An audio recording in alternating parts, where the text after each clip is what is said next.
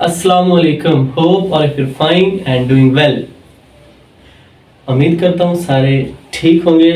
ये तो मैंने इंग्लिश में पूछ लिया आपसे, दोबारा क्यों पूछ रहे हैं? ये बात पूछने वाली वो ये है कि छुट्टियाँ खूब इंजॉय कर रहे होंगे और आपकी सुनी गई है, ऐसा ही है ना?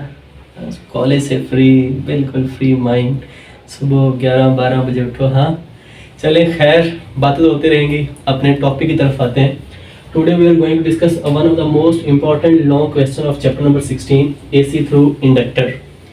जब इंडक्टर लगा हो सर्किट में तो फिर AC का रिएक्शन कैसा होता है, वोल्टेज और करंट के दरमियान रिलेशन कैसा बनता है, फेज डिफरेंस कैसा होता है, इंडक्टिव रिएक्टेंस का क्या रिलेशन आता है, हाई फ्रीक्वेंसी पर इंडक्टर कैसा रिएक्ट करता है, वो सर्किट कैसे रिएक्ट करता है, लो फ्रीक्वेंसी पर कैसे रिएक्ट करता है। तो आज सारी बातें ये हम आज के लेक्चर में डिस्कस करेंगे।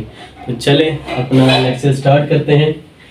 तो सर्किट को तो बाद में समझते हैं, पहले वर्ड इंडक्टर को देखते हैं कि इंडक्टर क्या है। हमने जो पहले दो टॉपिक डिस्कस किए थे जिसमें कैपेसिटर था, रेजिस्टर था, ये आपने पहले भी सुने हुए थे, लेकिन इंडक्टर आपके लिए नया है। चैप्टर नंबर 15 में आप देख के आए हैं इसको, इंडक्टर को। थोड़ा सा मैं भी इसको ब्रीफली ज़रा एक्सप्लेन कर देता हूँ।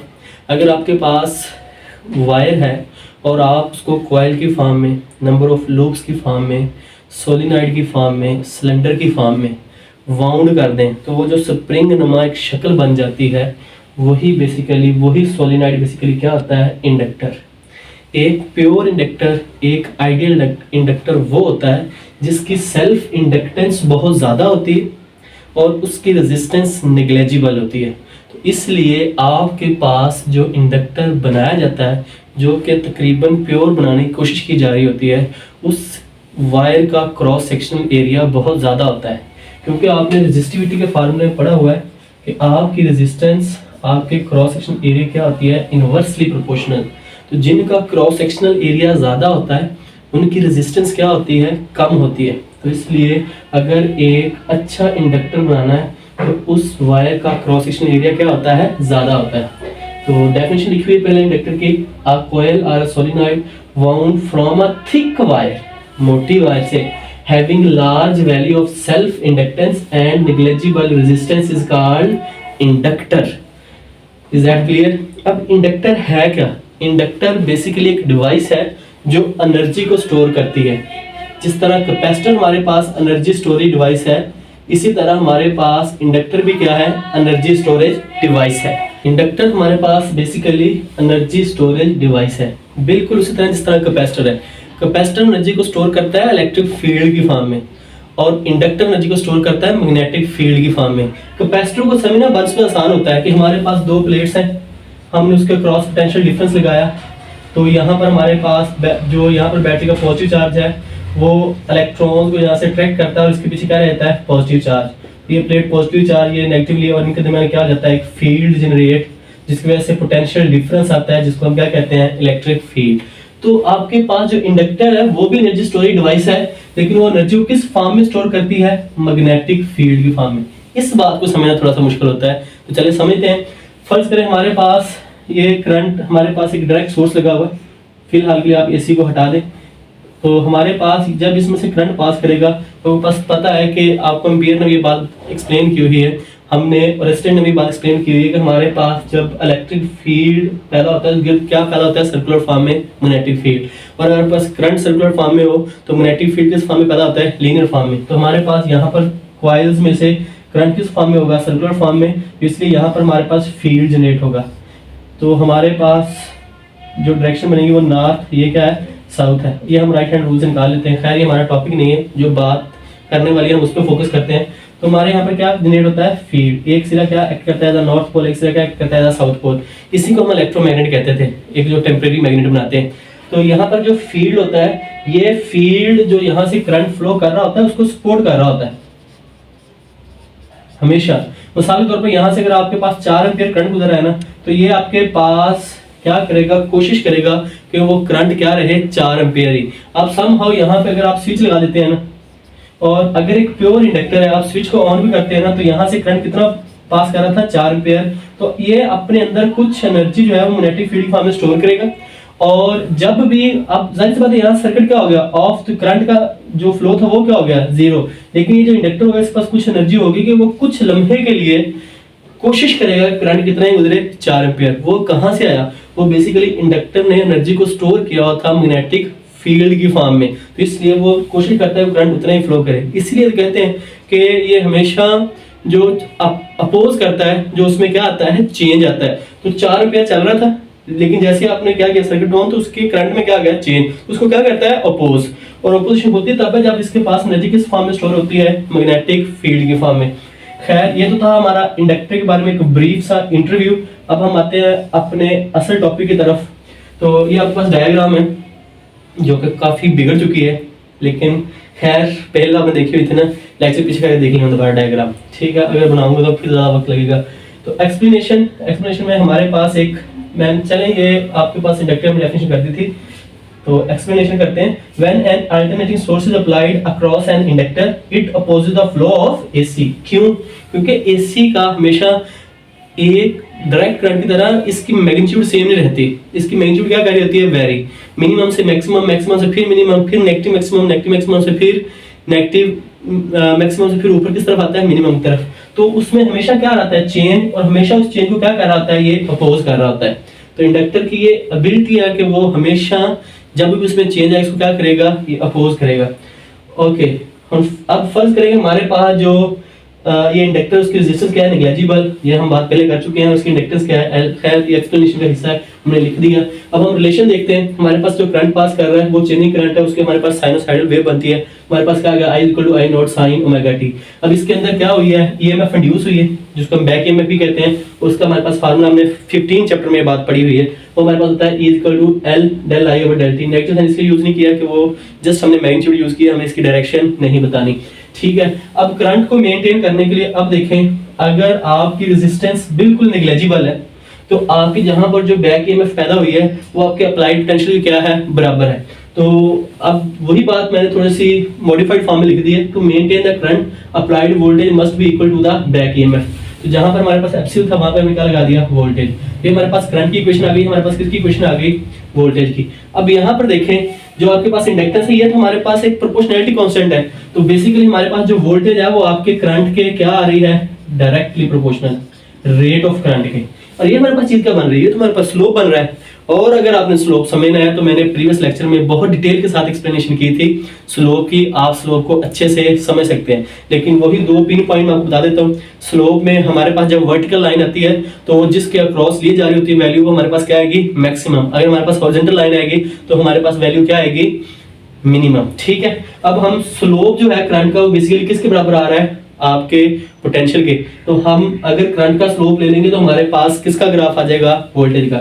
यहाँ पर देखें हमारे पास ये जो ब्लैक लाइन है ये बेसिकली करंट की है। अब यहाँ पर देखो, यहाँ पे मैंने क्या ली, स्लोप। तो मेरे पास कौन सी लाइन आई, वर्टिकल। तो यहाँ पर हमारे पास पॉइंट का आ गया मैक्सिमम का। इसी तरह यहाँ पर मैंने ली, मेरे पास लाइन क्या आई, हॉरिजॉन्टल। तो यहाँ पे मेरे पास पॉइंट का आ गया मिनिमम का। इसी तरह नेगेटिव वर्टिकल, तो ये मैक्सिमम। इसी तरह मिनिमम हॉरिजॉन्टल, तो हमारे पास क्या आ गया, मिनिमम। जब इन पॉइंट्स को मिलाया तो मेरे पास करंट का स्लोप किसके बराबर है, वोल्टेज के। तो ये मेरे पास ग्राफ किसका बन गया, वोल्टेज का। Is that clear? अब यहाँ पर मेरे पास किसका ग्राफ बन गया, वोल्टेज का। इसी पॉइंट्स को आपने नाम दे देना है ए, बी, सी, डी और ई, और इनको आपने एक्सप्लेन कर देना है कि यहाँ पर करंट आपके पास क्या था, मिनिमम, इसका स्लोप क्या आ गया, मैक्सिमम। स्लोप हमारे पास क्या है, बेसिकली वोल्टेज, ये वो। ये आप सारी डिटेल एक्सप्लेनेशन लिख सकते हैं। मकसद सिर्फ बात समझना होता है कि ग्राफ ड्रा कैसे हुए, उसके बारे में आप इसको इजी लिख सकते हैं। यहाँ पर अपना टेक्स्ट बुक पढ़ लीजिएगा, वहाँ पर ये बातें सारी मेंशन्ड है। ओके, मैथमेटिकली हमारे पास करंट की इक्वेशन तो है, और हम मैथमेटिकल रिलेशन बना लेते हैं कि हमारे पास साइनोसाइडल फॉर्म बनी है ना किसकी, वोल्टेज की। लेकिन स्टार्ट कहाँ से हुई है, मैक्सिमम से। और जब भी साइनोसाइडल फॉर्म मैक्सिमम स्टार्ट होती है तो मतलब होता है कि वो फंक्शन कॉज का है। जब भी कॉज का फंक्शन आए फॉर्म साइनोसाइडल बनती है, लेकिन वो हमेशा एक्सट्रीम पोजीशन से स्टार्ट होती है। देखते हैं क्या हमारे पास फंक्शन कॉज का आता है या नहीं। तो हमारे पास करंट की equation I = I not sin omega t। Voltage का रिलेशन में पता है L = del I over del t। यहाँ पर I की वैल्यू पुट कर ले, हमारे पास क्या है, I not sin omega t। यहाँ पे मैंने पुट कर दिया। अब देखो L वापस I not sin omega t over dt आ गया। अब ये डेरिवेटिव है किसके लिहाज से, टाइम के लिहाज से। जब हम साइन का डेरिवेटिव लेंगे क्या आ जाएगा, cos, और फिर हम उसके फंक्शन डेरिवेटिव लेंगे तो ओमेगा t, t से t क्या हो गया, कैंसिल, तो ओमेगा बाहर आ गया। क्या बन गया, L I not omega cos omega t। ये जो L I नॉट ओमेगा है, जब आप इसको खोलते हैं ये V नॉट के बराबर आता है, ठीक है। तो ये हमारे जगह पर क्या आ गया, V not cos omega t। ये देखिए हमारे पास जो वोल्टेज इक्वेशन बनी है वो फंक्शन है किसका, cos ऑफ ओमेगा t का, ठीक है। तो अब अगर इसको आप साइन के फॉर्म में लिख सकते हैं, अगर हम 90s में क्या कर दें ऐड, ये मैथमेटिक्स का रूल है, हम इसको ज़्यादा डिटेल में नहीं लेके जाएंगे। तो 90 आप इसमें ऐड करते हैं तो हमारे पास क्या आ जाएगा, साइन का फंक्शन। तो ये हमारे पास वोल्टेज इक्वेशन आ गई। ये हमारे पास क्या थी, करंट की इक्वेशन। हमने इसको थ्योरेटिकली भी एक्सप्लेन कर दिया, हमने इसको ग्राफिकली भी एक्सप्लेन कर दिया और हमने इसको मैथमेटिकली भी एक्सप्लेन कर दिया। मैं फिर कहता हूँ, जब मैंने लेक्चर स्टार्ट किया था रजिस्टर के थ्रू, तो मैंने ये बात बताई थी कि हमने इन टॉपिक्स में क्या क्या चीज़ें कवर करनी है। तो अगर आपने वो लेक्चर नहीं देखा हुआ तो आप पीछे जाकर देख सकते हैं, जो कैप्शंस बनाए हुए हैं। बेसिकली ये जो टॉपिक्स हैं ये एक थ्योरेटिकल पोर्शन में लिखे हुए हैं और इनके कैप्शंस जनरेट नहीं है। तो आप इनके कैप्शंस जिस तरह मैंने दिए हैं आप इसका स्क्रीनशॉट ले सकते हैं और इसी तरह आप अपने पास कैप्शंस बना सकते हैं। ओके, हमारे पास ये काम हो गया। हमारे पास अगला काम क्या होता है, फेज का। अब देखिए हमारे पास एक चीज मिनिमम से स्टार्ट हो रही है, कहां से हो रही है, मैक्सिमम से, कि एक ने रेस शुरू की नहीं और एक एक्सट्रीम पोजीशन पे पहुंच गया पहले डेस्टिनेशन तक। जिसका मतलब है एंगल कितना है इनके दरमियान, 90। और देखिए तो हमारे पास जो वोल्टेज है वो हमारे पास क्या है, मैक्सिमम भी करंट क्या था, मिनिमम, ठीक है। और जैसे फिर आपके पास वोल्टेज क्या होती है, मिनिमम, तो आपके पास करंट क्या आ जाता है, मैक्सिमम। इसका मतलब है आपके पास वोल्टेज क्या कर रही है, लीड कर रही है, और करंट क्या कर रहा है, लैग कर रहा है, ठीक है। और एंगल कितना है, 90। तो फेज डिफरेंस आ रहा है कि वोल्टेज लीडिंग और current is lagging behind an angle of 90। अब बस फेज डिफरेंस कितना आ रहा है, 90। किसी भी पॉइंट पर चेक कर लें, ए पे चेक कर लें, बी पे, सी पे, डी पे, आप इस तरह पॉइंट्स के पॉइंट बता के आप इस बात की एक्सप्लेनेशन कर सकते हैं। It's up to you. Okay, power dissipation की बात करें तो हमारे पास P equal to V I cos of theta. Theta कितना आ रहा है इनके दरमियान, 90। तो P equal to V I 90 आ गया, कॉस 90 का होगा हमारे पास 0। हमारे पास पावर डेसिपेशन क्या होगी, 0। ग्राफ की फॉर्म में देखते हैं। देखें हमारे पास ये हाफ पोर्शन की बात कर लेते हैं। जब हमारे पास, चले मैं साथ में ब्लैक बोर्ड मार्कर भी ले लेता हूँ ताकि आसानी रहे। ये मेरे पास देखें पहला पॉजिटिव साइकिल है वोल्टेज का यहाँ तक, और इसी कॉरेस्पॉन्डिंग जो हमारे पास है ये, तो यहाँ पर ये मेरा किसका साइकिल है, नेगेटिव, पॉजिटिव साइकिल है किसका, करंट का भी। तो दोनों साइकिल क्या है, पॉजिटिव। तो प्लस प्लस क्या आएगा हमारे पास, जवाब प्लस ही। तो इस पूरे हाफ साइकिल में हमारे पास जो पावर है वो डिसिपेट हुई है, ठीक है, लॉस हुआ है पावर का। लेकिन जब आप अगले साइकिल की बात करें तो यहाँ पर देखें, यहाँ से यहाँ तक मेरे पास जो वोल्टेज साइकिल आया वो क्या है, नेगेटिव। लेकिन इसी के दौरान जो हमारे पास करंट का साइकिल आया वो क्या है हमारे पास, पॉजिटिव। तो प्लस माइनस क्या आएगा हमारे पास, माइनस, ठीक है। तो इसका मतलब है हमारे पास रिजल्ट क्या आया, माइनस। तो मतलब है इसके दौरान वोल्टेज क्या हुई है, गेन। तो ये जो हमारे पास एक पूरा साइकिल आया है वोल्टेज या करंट का, तो उसमें पहले में आधे साइकिल में क्या आई, पॉजिटिव, अगले में क्या आई, नेगेटिव। इन कलेक्टिवली क्या होगी हमारे पास, 0। ना पावर गेन हुई ना पावर लॉस हुई। जितनी लॉस हुई उतनी क्या हो गई, गेन। आइडियल इंडक्टर की बात कर रहा हूँ, याद रखिए। ओके, यहाँ तक हमारे पास साइकिल कमल हो गया वोल्टेज का, यहाँ तक किसका होगा, करंट का। आगे अगर हम करंट का देखें तो यहाँ सी पॉइंट से लेकर डी पॉइंट तक हमारे किसका बनता है, करंट का। और ये क्या है हमारे पास, नेगेटिव। और इसकी कॉरेस्पॉन्डिंग देखें तो यही सी से यहाँ तक मीन पॉइंट तक, ये हमारे पास किससे बनता है, वोल्टेज। ये भी क्या है हमारे पास, नेगेटिव। तो माइनस डॉट माइनस क्या हो जाएगा हमारे पास, प्लस। इसमें भी हमारे पास पावर क्या हुई, डेसिपेट। लेकिन बात इसके अलावा जब हम यहाँ से देखें ई तक, तो हमारे पास जो करंट है वो क्या है, पॉजिटिव। लेकिन इसी कॉरेस्पॉन्डिंग अगर हम वैल्यू देखें करंट की, तो वो हमारे पास क्या है, नेगेटिव। तो प्लस माइनस क्या आ गया, माइनस। तो इसमें हमारे पास पावर क्या होगी, गेन। फिर ओवरऑल कलेक्टिव हमारे पास क्या आई, 0। तो पावर हमारे पास जो पावर डिसिपेशन है वो क्या है हमारे पास, 0। जब भी एक झटका तरीका याद रखना, जब भी करंट और वोल्टेज लीड और लैग कर रहे हैं, कैपेसिटर में होती है करंट की लीडिंग और इंडक्टर में होती है वोल्टेज की लीडिंग। तो पावर डेसिपेशन क्या होगी, हमेशा 0। आप कभी भी इसको देख सकते हैं, तब तक जब तक इन फेज या आउट ऑफ फेज ना हो। ओके, इंडक्टिव रिएक्टेंस, तो जो आपका इंडक्टर ऑपोजिशन ऑफर करता है आपके एसी सोर्स को, वो बेसिकली क्या होती है आपके पास, इंडक्टिव रिएक्टेंस हमारे पास। और opposition offered by the inductance coil to the flow of AC, वो हमारे पास क्या आ गया, XL is equal to VRMS over IRMS। VRMS की हमारे पास वैल्यू है क्या, IRMS ओमेगा। जब हम पुट करेंगे तो IRMS से IRMS कट गया, हमारे पास क्या आ गया, L ओमेगा। अब जिस तरह हमने कैपेसिटर में बात की थी, यहाँ पर देखें आपकी, अगर आप गौर करें तो आपकी जो इंडक्टिव रिएक्टेंस है वो आपके जो एंगुलर फ्रीक्वेंसी उसके क्या है, डायरेक्टली प्रोपोर्शनल, मतलब जितनी ज्यादा फ्रीक्वेंसी होगी आपकी रिएक्टेंस उतनी क्या होगी, ज्यादा, ओपोजिशन उतनी क्या होगी, ज्यादा। जितनी लो फ्रीक्वेंसी होगी आपकी रिएक्टेंस भी क्या होगी, उतनी ही लो। तो हमने जो कैपेसिटर का था उसमें रिलेशन क्या था, इनवर्स। तो कैपेसिटर जो है वो हाई फ्रीक्वेंसी पर अच्छा परफॉर्म करते हैं, लेकिन जो इंडक्टर है वो लो फ्रीक्वेंसी पर ज्यादा अच्छा परफॉर्म करते हैं। और जो रेजिस्टर होते हैं उसमें हम देखें हमारी जो इंडक्टेंस थी वो जो जिसको हम रेजिस्टेंस कहते हैं, सॉरी जो रिएक्टेंस थी जिसको हम रेजिस्टेंस कहते हैं, वो हमारे पास फ्रीक्वेंसी पे डिपेंड नहीं करती है। इंपॉर्टेंट एमसीक्यूज भी है कि रेजिस्टेंस जो है वो एंगुलर फ्रीक्वेंसी पे डिपेंड करती है या नहीं, और अगर जो इंडक्टिव रिएक्टेंस है उसका क्या रिलेशन है, या जो कैपेसिटिव रिएक्टेंस है उसका क्या रिलेशन है। तो ये आपने अच्छे से याद रखना है कि कौन किस फ्रीक्वेंसी पर ज़्यादा अच्छा परफॉर्म करता है। आई होप आपको लेक्चर समझ आया होगा।